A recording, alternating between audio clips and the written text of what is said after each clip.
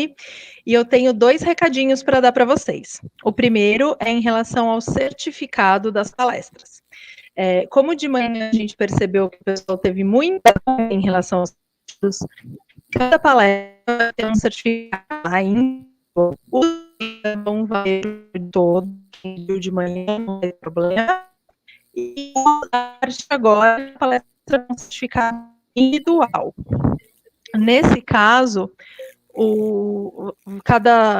aqui na descrição vai ter o link para solicitar cada um dos formulários, tá? E durante o vídeo a gente vai exibir a palavra-chave do vídeo da palestra para ser solicitado o seu formulário. E mais tarde, antes da nossa próxima live, a gente vai ter um sorteio incrível dos prêmios da Play to Learn. Então, antes da próxima live, a gente vai revelar quem foi o grande vencedor do sorteio da Play to Learn que a gente fez no nosso Instagram. Fiquem agora com o Fernando Morais.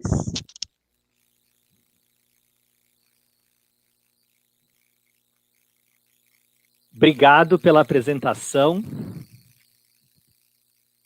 Obrigado, Bárbara. É um prazer falar com vocês nessa tarde tão importante da jornada Mais Educação da SBS sobre um tema tão importante. You will notice that I'm speaking Portuguese and you might not understand what I'm saying. So initially this talk was scheduled to be made in Portuguese, but then we realized there are many participants connected who may not speak Portuguese. And that's why we're going to do something in which we're going to switch between languages, Portuguese and English. Some of the slides are most of the slides are in English, but I was going to use them in Portuguese because we invited a broader audience who speaks both languages. So if that's okay with you, we're going to do a little bit of both, right? If you have any questions, please let me know. Use the chat for that. So, but I'm going to do it mostly in English. And we're going to talk about originals, educators who are originals, right? So to start with, I'm going to go through the agenda with you. So even though it's in Portuguese, let me go through it in English with you. We're going to talk a little bit about Education 4.0, and as well as the role of technology in this scenario, especially after COVID-19 hit us all, and how we can stimulate originality in our students in this new context. Professions that will be in high demand in the future, in the next decade, and also what students think of their own education. But for us to get started, I would like to propose a poll for you guys. So this poll is going to be at menti.com. So I'm going to ask you to go to the website, menti.com, code 2233, or simply scan this QR code here on screen. So please, I'm going to leave my screen so I can share the poll with you guys. So I hope you connect in there. All right, so let's go. And here is the first question. This is where the answers are going to appear. So go to menti.com, 282833, and then you are going to see it there, right? So you are going to use 3 words that come to your mind when you think of the education of the future, or education in the future, educação do futuro. What comes to your mind when you think of it? So please, insert your answers. You can type up until 3 words. I want to see what is in your mind. The first idea that comes to your mind when you think of it, right? So get your phone. We're going to use this tool a lot. We have the first response. Thank you so much. Let's see whatever comes up.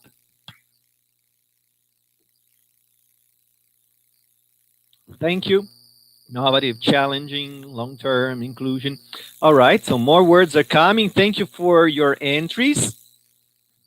Right, if you need to get your phones, all right. As you can see, some words start to get bigger and more central. All right, we can see there are some winners in there. Whoa, great. We can see Zoom, but thank you. As you can see, the platform changes according to your answers. We can see there seems to be a winner here, the idea of technology, technological, right? In Mentimeter.com, I like this tool, Mentimeter, because then the words more in the central are the most frequent answers, and they also get bigger. So you can see that technology, online, collaboration, challenging as well. Thank you. These are the most frequent ideas. It keeps changing and changing, and I would like to have a look at it later with more time. Interaction is also another big idea. So it seems to have moved quite a bit. It's starting to stop. 76 entries. Well, thank you so much, guys, for your responses. Thank you so much. We're going to go back to the presentation now, as there are 80 something entries already. You can keep posting your answers if you want. But we're going to talk about education 4.0 in the beginning. And why is it 4.0? There was a first industrial revolution, which was the 1.0 age, put it this way, which was when the steam-based machines came about. So trains and factories were mostly powered by coal, and the burning of this coal and the steam it produced generated these machines. And this industrial revolution impacted life and changed society in many aspects. Education 2.0, then, sorry, the second industrial revolution, or society 2.0, was impacted by the arrival of electricity. And electricity also generated energy-based factories and other things, production means, and it allowed the mass production of products, and that affected hugely our society. And that happened between the 19th and 20th century with the arrival of electricity. But people still didn't know what to do very well with electricity in the beginning of the second industrial revolution. They perfected it through time. And in our age, I mean, in my age at least, I'm probably older than most of you, we had the third industrial revolution, which took place in the late 20th century. I hope most of you at least witnessed this third revolution. Otherwise, I would feel really embarrassed and humiliated for my age. But still, this is the computer and internet-based knowledge generation. When this technological age changed the world and the world of education in so many ways. And finally, Society 4.0 or Industry 4.0 is the industry of the fourth industrial revolution, or the second information revolution. It took place, it started in the early 20th century, so I think both of us were alive to see that. And it's the age of artificial intelligence and information technology. So these are the two big ideas: artificial intelligence softwares, and it's the age of the big data, the Internet of Things, cloud computing, and other things. But what are the implications of this to us, teachers, educators? I think here you can see a little bit of what happened in education.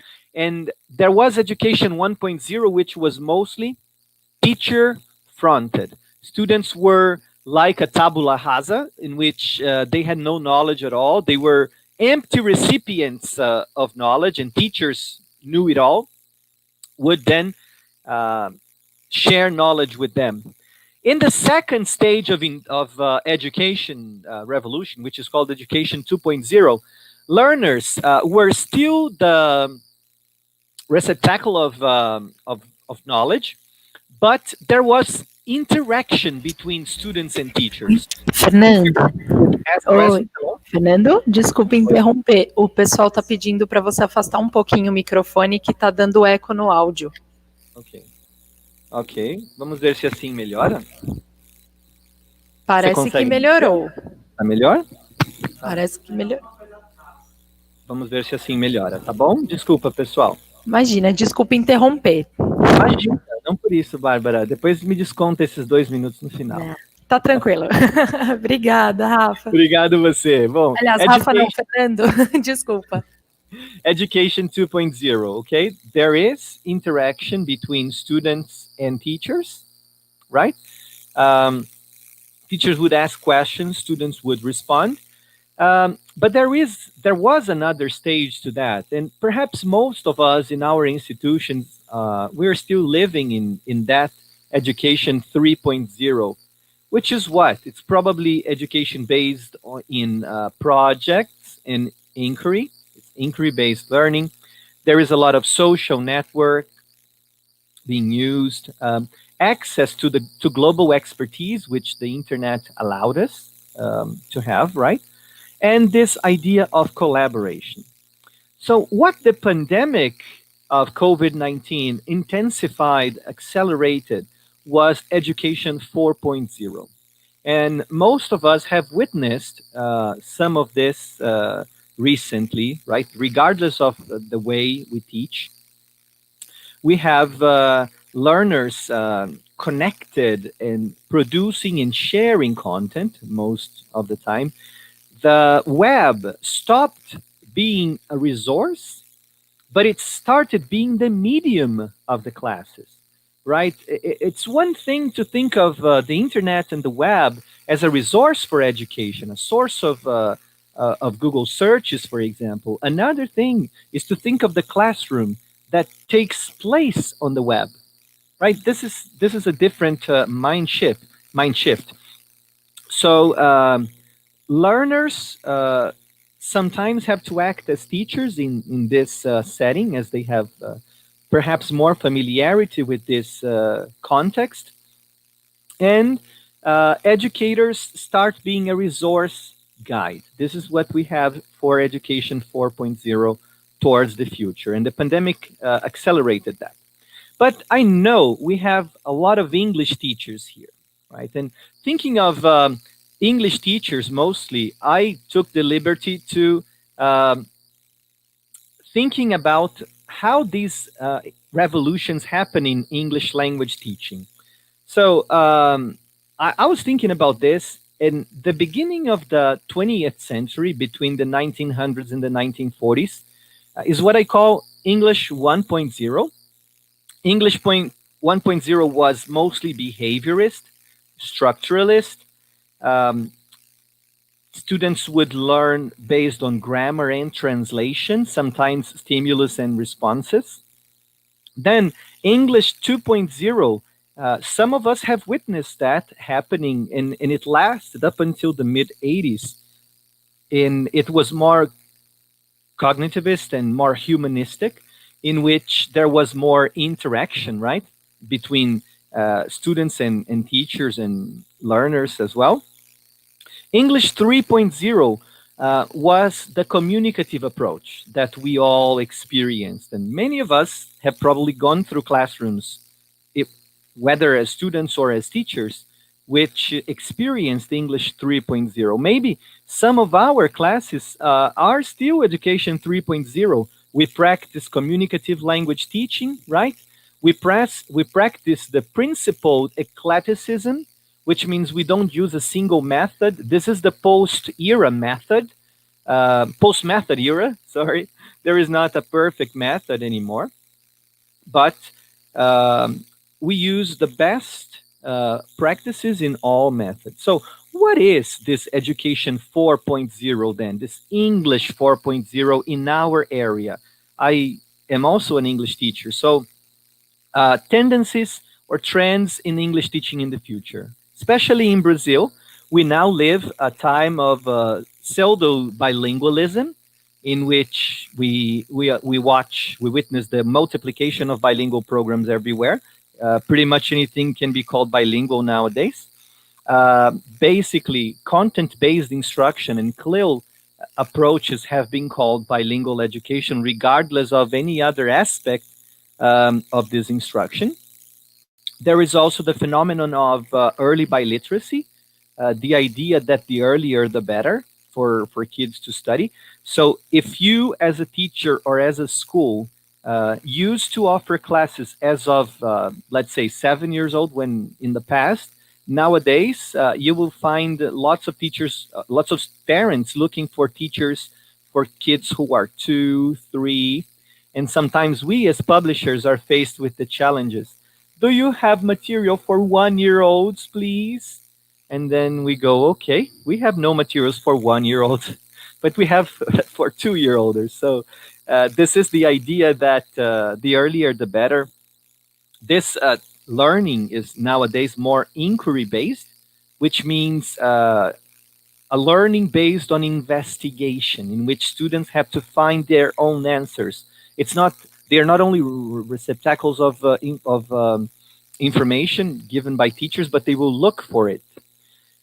Social and emotional learning is another trend in education, the so-called soft skills, full of augmented and virtual reality, and in which students make things with their own hands. It's the maker culture.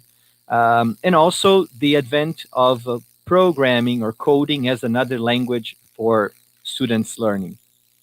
The so-called 21st century skills, right? We are almost in the middle of the 21st century, but people still talk about 21st centuries.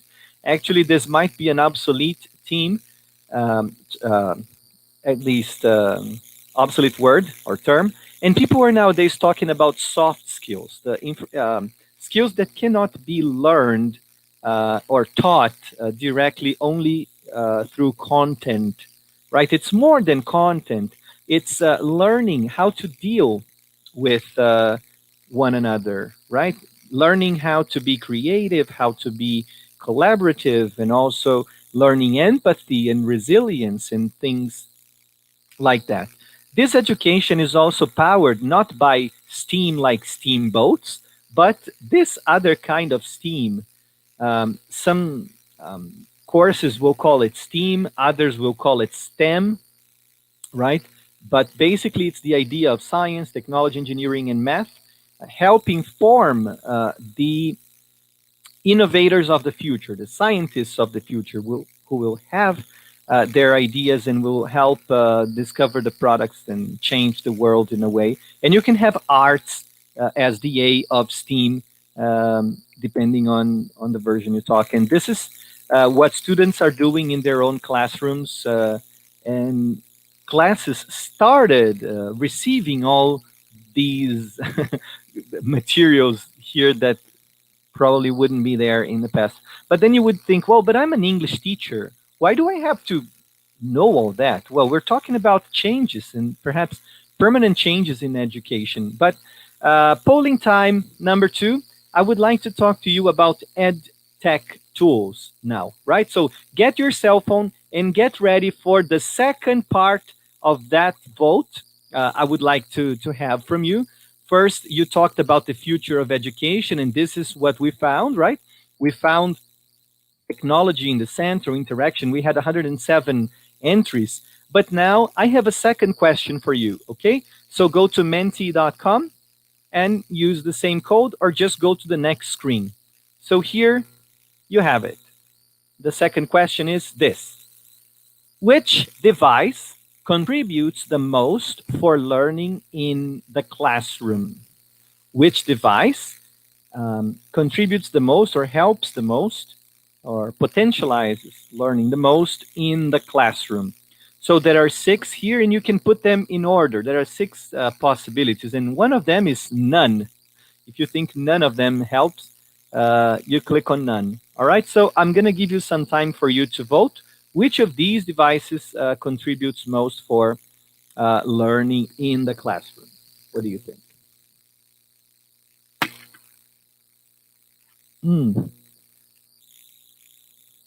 Now it's open. Sorry, I had closed the polling, but now you can go. Now you feel free to vote. All right. We can see laptops there, the first answer. What else? What do you think? Right. And in this one, you can actually rearrange the information, the options. You can think of that. Let's see. We have 9 entries so far. Laptops are winning. Interactive whiteboards are still there on the top. Let's see what you think. Live. I love this. This is pretty cool. And at this point, you might have a favorite. You might pick a winner already, but let's see what happens in this race. Right. Some options there with laptop, interactive whiteboard, neck and neck. Smartphone second. Let's see. What do you think? All right. 62, 65. All right. Many people are voting already. So while you vote, and I'm going to give some suspense, it seems like smartphones have taken over, right? They're way far ahead now. We have lots of votes for smartphones now, then laptops coming second, interactive whiteboards coming third. If you do not have a smartphone right now, well, you can vote later. I would appreciate to have your opinion on that. Well, thank you. So we're reaching 100 voters already, and it seems like smartphones lead, followed by laptops. Tablets are not that popular anymore, and interactive whiteboards are there as well. Okay, so as we reached 100, I'm going to go back to the presentation, and we have voted for this, and I would like to review some interesting results for you. All right, so we learned that in the United States, college students still prefer laptops for learning, although tablets are on the rise, but college students, okay? And I think this has a lot to do with students' age and where they are. So college students probably prefer laptops because it's easier for them to type. They are more mature. They can carry a sturdy piece of equipment with them. But now if you look at the breakdown of devices by age group, you see that in elementary school, this purple line here is tablet. So the tablet is still the favorite device for elementary school aged kids, between 6 and 10, right? And it's still popular in middle school, but we start to see laptops, notebooks, and Chromebooks take over. And in college, the difference is much, much higher. And nowadays, we witness a rise of tablets in this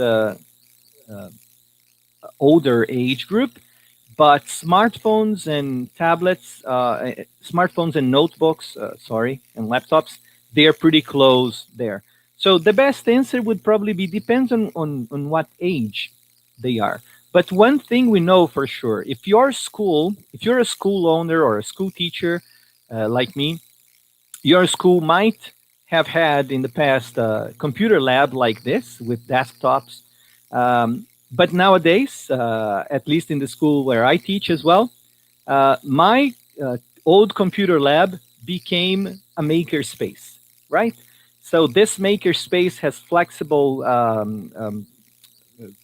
chairs and desks that can be moved according to the activity the teacher wants to propose.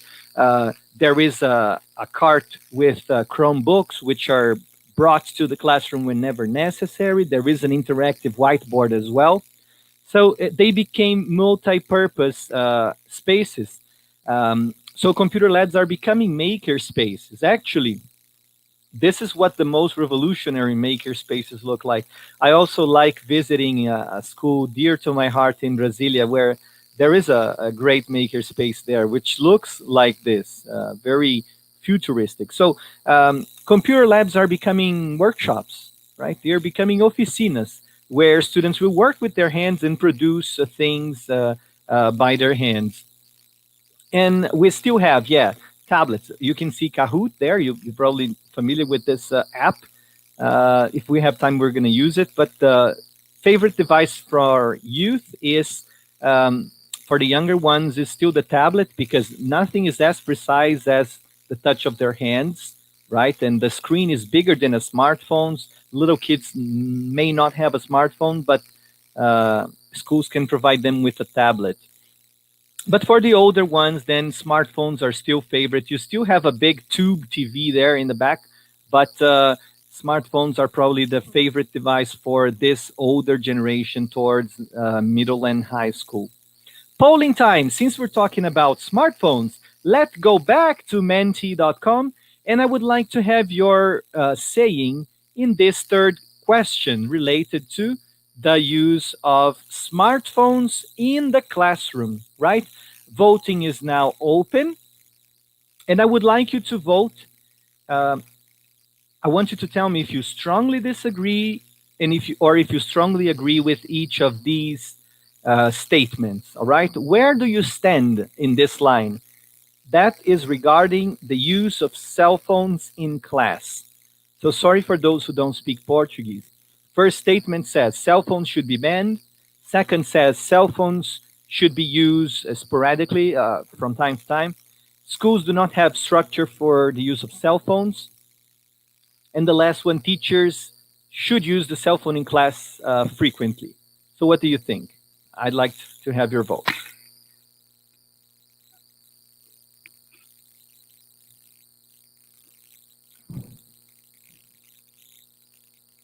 Okay, so 16 people have voted. I want to have your opinions on that. Seems like few people say that cell phones should be banned. The one with the majority of answers is that teachers should use the phone frequently, the higher grade here, right? More than half of the people think that schools do not have infrastructure that allows the use of cell phones, right? So we're already getting to 70 voters, right? So the ideas are pretty close, but still, the biggest one, the highest in number of voters, is that teachers should use the cell phone frequently. Right, that's good to know. All right, so as we are getting to the 100th person voting, we're gonna move on, right? Yeah, so the conclusion for our group here is that teachers should use the cell phone frequently in class. The majority of people think about that. A small portion of people think that cell phones should be banned. So only a few people think that. So thank you very much for your opinions. Well, if you want to see what happened in the previous poll about the favorite device, I'm gonna go back so you can see the winner. We have 114 voters, and the device that contributes the most to learning was considered the smartphone, with laptops coming second and interactive whiteboards coming third. Tablets and desktops were much under their number of votes. So smartphones, laptops, interactive whiteboards. Thank you. And 107 people voted for this one. Well, thank you so much for your opinions, guys. It's so important to hear from you. I didn't want only share my thoughts. I wanted to hear from you as well. But it seems like they kind of complement each other. They go together a lot. Well, now I'd like to move on to the part where we're going to talk about skills for 2030. And why 2030? Because that's exactly 10 years from now. 10 years post-pandemic of COVID-19. But that's not why we carried out this research. This is a research carried out by Pearson called The Future of Skills Employment in 2030. This was a piece of research carried out by the NASTA in the UK, the Institute, as well as the Oxford Martin University. And it's a very reliable one. It's a comprehensive study. You can find it in thefutureofskills.pearson.com, in which we asked professionals, and we did lots of research to find out the professions that would be in higher demand in the future. We also studied the trends for the future, and we found 7 trends that will affect employment in 2030. And just one more thing about 2030, about this number. 2030 is probably, if you teach teenagers nowadays, as I do, if your students are between 11 and, I don't know, maybe 11, 10, and 15, 2030, or in 10 years' time, is probably when your students will have graduated and when they will hit the job market, right? When they are 22, 23, when they will have gone through their first job already, and they will be looking for more serious and more certain employment opportunities. So these are some of the aspects that will influence their lives, the future of skills. And we found out there is a piece of research which you can take. I think it's very interesting. You can explore the whole research and read the whole paper from the Oxford Martin School, or you can just explore the landscape. And thinking about the demand for professionals in 2030, this study was carried out both in the US and in the UK. And look at that. In the United States of America, if you are a teacher nowadays, sometimes we wonder about the profession of the future. We think it's something related to technology. Is the computer designer of rockets that fly to Mars? And we think that these are the professionals of the future, or the person who will write the code to autonomous cars that will shop for us in the supermarket. Actually, no.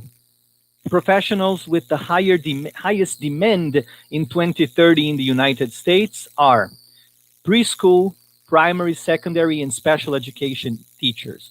Just so you understand this data, there is a 97.8% chance that demand will increase more than 70% in the future. That's what it means.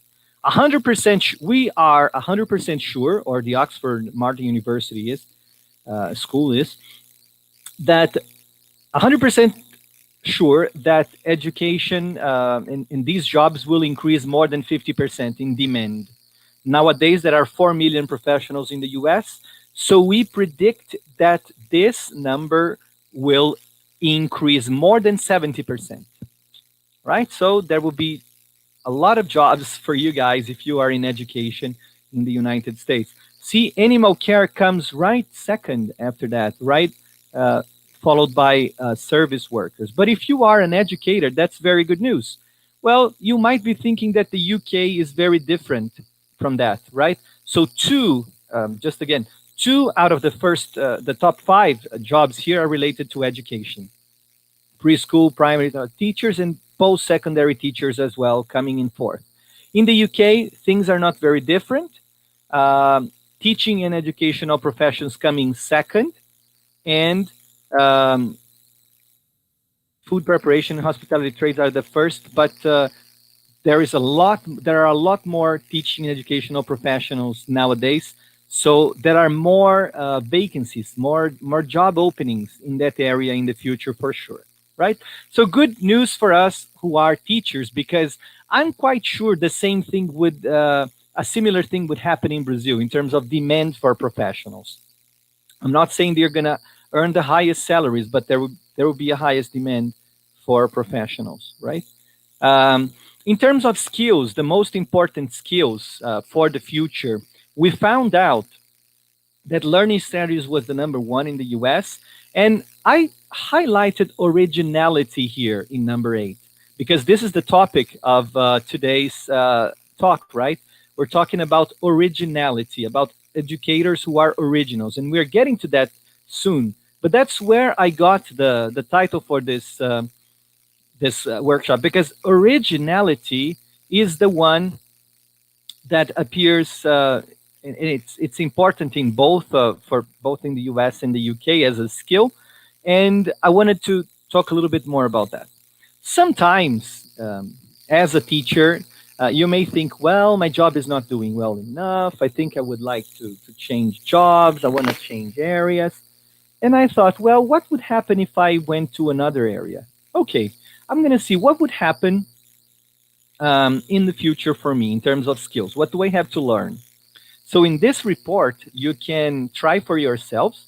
And I entered my information there. Fernando, if I were in the US, and if I were an English language and literature teacher or post-secondary teacher, in 2030, I'll be 48 years old. So you can do the math and see how old I am. And skills that would help me the most to prepare for the world, for my job in 2030, are learning strategies, instructing, and active listening. I have to listen to my students, right, in the classroom. So that reveals a lot. The teacher is not only the speaker, but it's the listening now, the listener now. And my job has a 77.4% of chance of growth by 2030. Very optimistic, right? Whereas if I take a look, and here you can take a look and you can try it by yourselves, right? By scanning the code or trying the link in here, right? I thought about, okay, maybe I'll try computer programming. I'm not happy as a teacher anymore. Well, if I decide to make a career change and I want to go into computer programming, these are the skills I need to learn: learning strategies, fluency of ideas, and technology design. These are the most important skills. But computer programmers' job have a 44.4% of chance of growth by 2030 in comparison to what we have today. So teachers will probably be in higher demand, but there is still a chance of increasing, and there will be an increasing demand to computer programmers as well. And you can try this later. I hope you like it. I enjoyed doing this a lot. So how can we stimulate originality in the classroom? And I want to share a little bit of what I learned about originality from reading this book. And I'm saying reading, I should be saying listening, because I love audiobooks. I'm a subscriber to audible.com. And there I found Adam Grant's Originals, How the Nonconformists Move the World. And Adam Grant talks about, he is a professor in the Wharton School in Pennsylvania, in the MBA of Wharton, one of the most reputable MBAs in the world. And he has lots of students, so he is a teacher like us. And he teaches a little bit about originality in this book. And the first characteristic that original people have is that they have lots of bad ideas. And you must be thinking, what? Having a lot of bad ideas, how can that help me be original? Well, it turns out that, this is from his Twitter account, when it comes to idea generation, quantity is the most predictable path to quality. So what Adam Grant is saying is that if you want to raise a generation of innovators, of originals, or if you want to be an original teacher, you need to have lots of ideas. Quantity is more important than quality in terms of ideas. If you're waiting for the perfect idea to put into practice and make a lot of success, you're probably wrong, right? You should try lots of ideas. Go run, take risks. Don't worry. Go ahead and try. If it doesn't work, I love what someone close to me says: fail fast, right? The fail fast strategy. I'm going to put something in practice right away. And if it doesn't work, I'm going to fail fast and change my course. And that'll probably helping me. in these days of pandemic and online teaching, right? If you're afraid of trying a new platform because you don't know if it's going to work. You're afraid of using your cell phone because you don't know if it's going to work. You're afraid to appearing in the camera because your hair is messy. Um, Fail fast. Just go. If it doesn't work, you change. So that's what Originals and Adam Grant spent a whole piece of his life, his academic life, studying people who were originals, who came up with good ideas. Second thing, and there is a TED talk where he talks about the second of these ideas. Original people are late to the party. Oh, what does that mean? It means that perhaps you think you are behind that. Perhaps you think, oh no, I'm too old for that. I can't do this thing of online teaching. I'm going to wait for this whole thing to pass so I can start teaching face to face again. No problem if you had this kind of thinking, but go ahead and try, right? Try to start. Even if you are late to the party, there's no problem because original people are usually late to the party. That means that they may not act right away. Sometimes they wait to see how the market will move. If you think, for example, Uber is the first company in its segment, it is not, right? Lyft appeared first in the United States, and Uber came second, and later to become the first company in its segment. So you don't have to be the first. You can do something that perhaps was done before. So being original is different. Being original is not the same thing as being only creative. You don't have to create things that don't exist yet. Perhaps you can adapt things that exist and make them work in a different way so that you get better results. He also mentions the concept of strategic procrastination, in which there is an ideal moment for you to start doing things. If you start doing things right away, and if you do things really fast, you may not mature uh, as well as possible your ideas. The Mona Lisa, for example, it took 17 years for Leonardo da Vinci to paint Mona Lisa, and I don't know if you're familiar with that, but the Mona Lisa was finished actually 2 weeks before Leonardo da Vinci died, when he was much older. And on the other hand, he had accumulated a lot of knowledge from his other experiences. So pieces of art may take a lot longer to happen. You may not be familiar with the Black Lives Matter movement now. That Martin Luther King prepared his favorite, his most famous speech of "I Have a Dream" the night before he delivered the speech. So that's okay if you. There is a value in accumulating experience so you can do what you want to do. So if you're late to the party, you think it's too late, don't think so, right? Alfred Hitchcock filmed his best movies when he was close to 60 years old, right? So there is still a lot of time for us to do. Don't think it's too late. And the third characteristic is that original people are afraid to fail. And perhaps you're thinking, no, I'm too scared to try this. No problem. Original people are afraid to fail.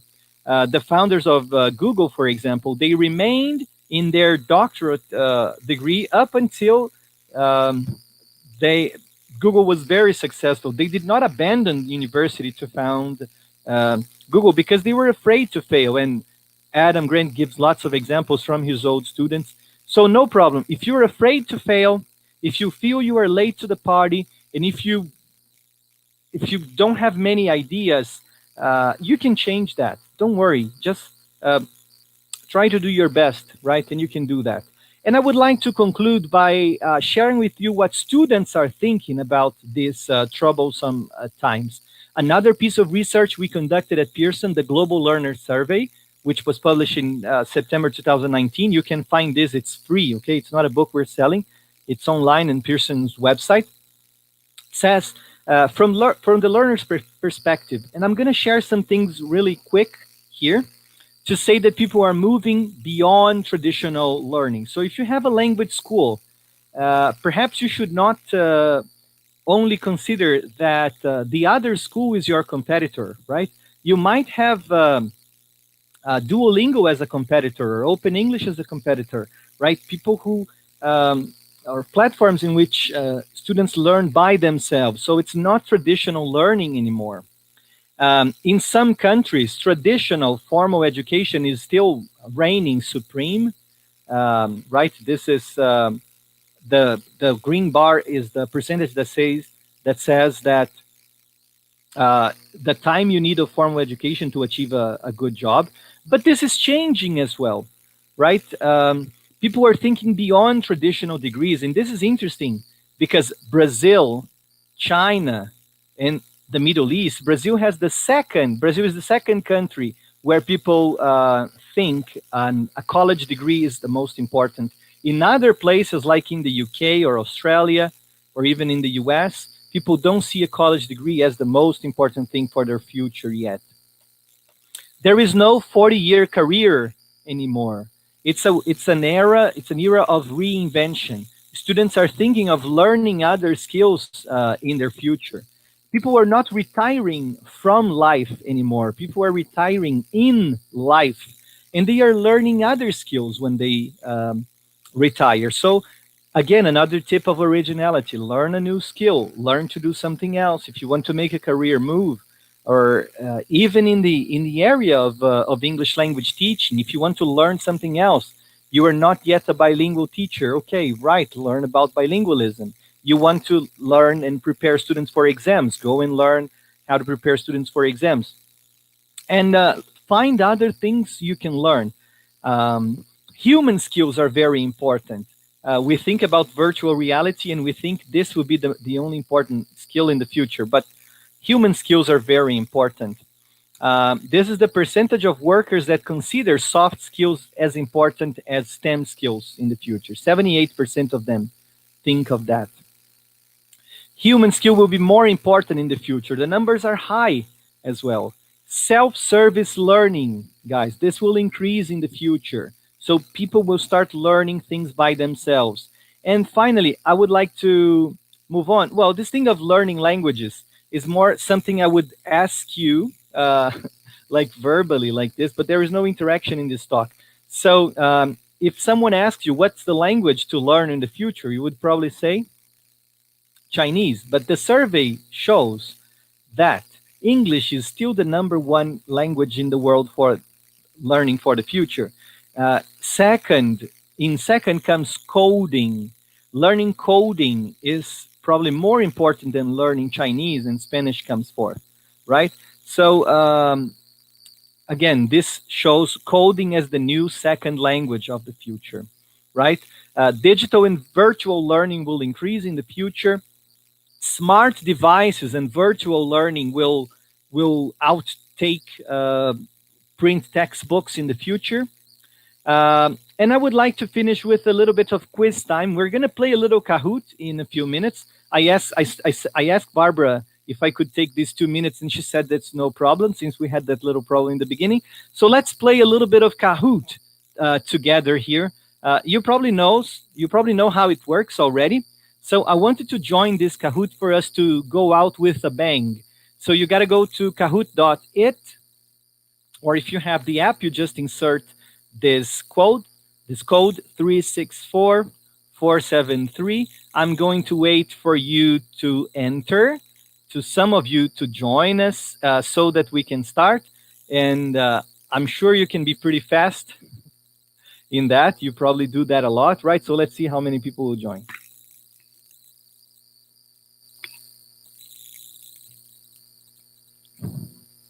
All right.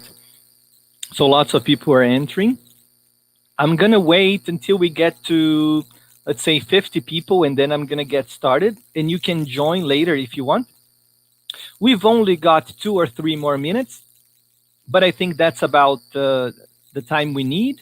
We're going to be okay. Lots of players coming in. All right. Congratulations, guy. I can see some people from PUC joining. All right. Most people are joining right now, so I'm not going to. All right. I think it's like a popcorn. When it stops popping, it's probably time to get the bag out of the microwave. So let's get the bag out of the microwave right now when we reach 100. Okay, here we go. So we're going to start and you can still join us, okay? So here we have the first question. I hope you have time enough to answer. It's only 7 questions.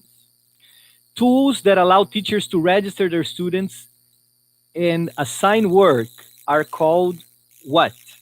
What do you call those tools? Those platforms? They are platforms like Google Classroom, which allow students, or My English Lab, for example, from Pearson. What do you call these tools? Are they student information system, data management system, content management system, or learning management system? Lots of answers. Let's see. Oh, no more time. Time is over. Most people got it right. Learning management systems are those tools that allow you to register students and assign content to them. Let's see who's going to win this, okay, guys? Sobreposição de overlapping of virtual information in real world is known as, and you can guess, no problem. You can use Kahoot to teach your students as well if they don't know of a topic. So, overlapping of virtual information in real world is called, is it augmented reality or virtual reality? Or is it blended reality? Oh my gosh, I'm confused now. Okay, most people are answering right now. Okay, thank you. More than 100 answers. Very nice. Augmented reality, guys. In virtual information in the real world. Augmented reality. In virtual reality, everything is virtual, right? In augmented reality, it's in real world, but the information are virtual. Next, let's go. Okay, we have a new leader. All right, try to be fast. The trend in which students learn by putting their hands to work is called, and what is it called? Okay, some people are answering here already. Constructionism, because they construct things. Arts, personalized learning, or maker movement. Let's see.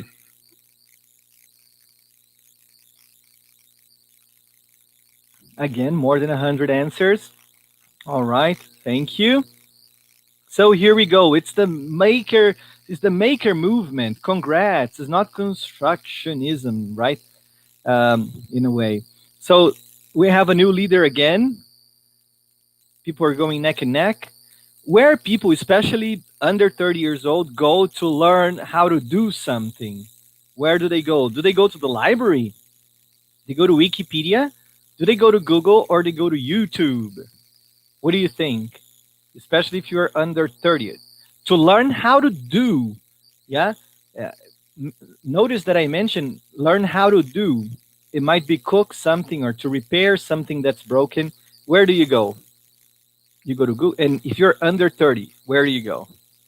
You probably go to YouTube, with Google coming second, right? So in this case, both are probably high in your evaluation. But yeah, so YouTube first and Google second. Which of these elements is not considered an aspect of gamification? And we have only 2 more questions and we'll be done. Not a considered of gamification. Formative assessment, play to win,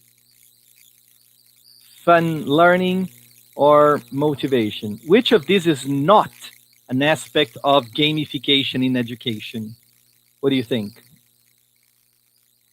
All right, more than 100 answers again. So I guess it's time to check your answers. You are not there to play to win, guys. A formative assessment is part of gamification. Gamification helps with formative assessment. That's what I meant. But you're not there to play to win. You're going to play, and if you win, fine. Yana is the leader. I think I know Yana. Oh, in this, you can select as many as you want. Due to the technological transformation, which of these resources are important for your teaching, yourself? You can choose all that are important for you, okay, guys? More than one answer is possible here. Right? And there you go. Thank you so much. Now, Last but not least, the most frequent reason for educators not to use mobile devices in class is, why don't they use mobile devices in class in your opinion? There's no right or wrong. It's simply your opinion I would like to have again. Thank you so much. We really value your feedback, your participation. And the winner is, according to yourselves, how to manage. Oh, I chose the right. I said there was no wrong answer, but no, all of them should be considered. 41 of you think it's because of they are afraid of distractions. They lack abilities. They use better tools for motivation. But I made a mistake on this one, and I'm sorry. But anyway, the podium for Education 4.0 quiz is Jade, number 3, the third place. Yana came in second, and the winner is chan chan chan chan, Amy. Congratulations, Amy. So with this, guys, with this little piece of quiz, I say goodbye to you. I would love to have some time for Q&A, for questions and answers and feedback. But conclusion of this all that we talked about is that the pandemic accelerated technological shift, which was predicted for the next decade. That implies we have students connected all the time right now. If you were afraid of having students in a cell phone, nowadays they may need the cell phone to study. Electronic devices are closer and closer to students, and there is a need for material that offers resources compatible to the new normal. Thank you so much.